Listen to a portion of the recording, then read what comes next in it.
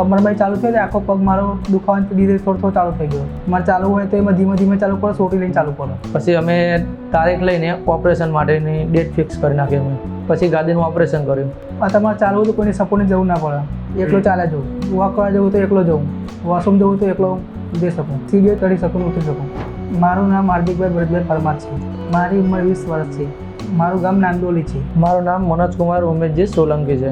મારા જીજાજી છે.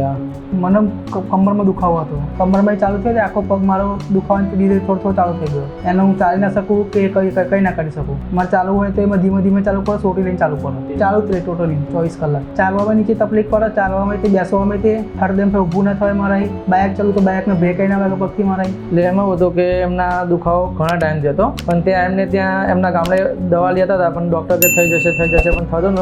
એમની હાલત એટલી ખરાબ હતી કે આ એક પગથી કંઈ કરી નતા શકતા. ચાલે તો બી એમને કંઈ સપોર્ટ જોતો હતો. એમને નોર્મલ કંઈ કરી ના શકે, ના બેસી શકે. એમને બેસી જાય તો એમને દુખાવાની પીડા થયા જ કરતી હતી. એમનો દુખાવો વધતો જતો હતો. પછી મેં કીધું કે આપણે આનું કોઈ ઓપરેશન કંઈક કરાવવું પડશે ઇલાજ, આનો કંઈ રસ્તો બીજો છે નહીં. પછી અમે આ હોસ્પિટલમાં આવ્યા, આ સરને મળ્યા. અમે આમાં એવું હતું કે એક મારો ફ્રેન્ડ છે, એને અહીંયા સારવાર લીધેલી હતી. મોહમ્મદ કરીને છે મારો ફ્રેન્ડ, એને આ સારવાર અહીંયા લીધેલી હતી. તો મને આ તકલીફ હતી, મેં એને મારા ફ્રેન્ડને કીધું કે મારા જીજાજીને આ રીતનો પ્રોબ્લેમ છે, તો હું કઈ સારી હોસ્પિટલ છે કે જ્યાં નજીકમાં કે સારું ટ્રીટમેન્ટ થઈ શકે એમની. પછી મારા ફ્રેન્ડે મને આ હોસ્પિટલનું એડ્રેસ આપ્યું. પછી મેં જીજાજીને લઈને આ હોસ્પિટલમાં સરને મળ્યા અને પછી આના સરને પૂછ્યું તો સર કે આનું ઓપરેશન કરવું પડશે, થઈ જશે. આ શરૂઆતમાં અમે લઈને હોસ્પિટલમાં આવ્યા ત્યારે રિસેપ્શનમાં મળ્યા. ત્યાંથી પછી બધું નામ, બધું એડ્રેસ બધું લખાયું અને પછી બેસે વેટિંગમાં બેઠીને સરને મળ્યા. અમે સરને મળ્યા પછી અમે અમારી હકીકત બધી બતાવી કે સર આ રીતના પ્રોબ્લેમ છે, આ છે. પછી સરે એક્સરે પાડ્યા, ફોટા જે હતા એ કર્યા ને પછી અમને કીધું કે આનું ઓપરેશન કરવું પડશે, આનો કોઈ બીજો અત્યારે હવે કંઈ ઇલાજ છે નહીં, કેમ કે જે મણકાની ગાદી આવી એ ખસી ગઈ હતી. પછી અમે તારીખ લઈને ઓપરેશન માટેની ડેટ ફિક્સ કરી નાખી. અમે પછી ગાદીનું ઓપરેશન કર્યું. ડર તો લાગે તો પણ મારે પહેલાં જેવું થવું હતું. મારે ચાલી શકું હતું, મારે બધા જે કામકાજ કરવું હતું એ રીતે મેં મારી બીક બધી કાઢી નાખી. મેં ઓપરેશન કરી જ નાખું છું. 2 મહિના પછી હું થોડું ચાલવાની કોશિશ કરી, ઊભો થયો, એકલો ચાલી શકું, એકલો બાથરૂમ જઈ શકું અને થોડું ચાલું. તો 2 થી 2.5 મહિનામાં તો મને સારું લાગ્યું. ત્યારે જાતે ચાલી શકે છે, જાતે બધું વર્ક હવે જાતે કરી શકે છે. હવે એમને કોઈને સપોર્ટની જરૂર પડતી નથી.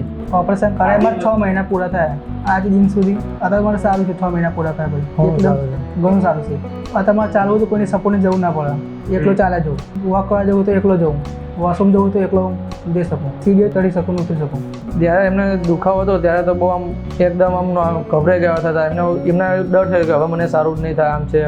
ઘણા બધા ઓપરેશન થયા પછી હવે એવું લાગે કે એકદમ સારું છે, અમને જાતે બધું વર્ક કરી શકે છે. એમને બી અનુભવ થઈ ગયો છે કે આ ઓપરેશન થયા પછી થોડું સારું છે, જાતે વર્ક કરશે.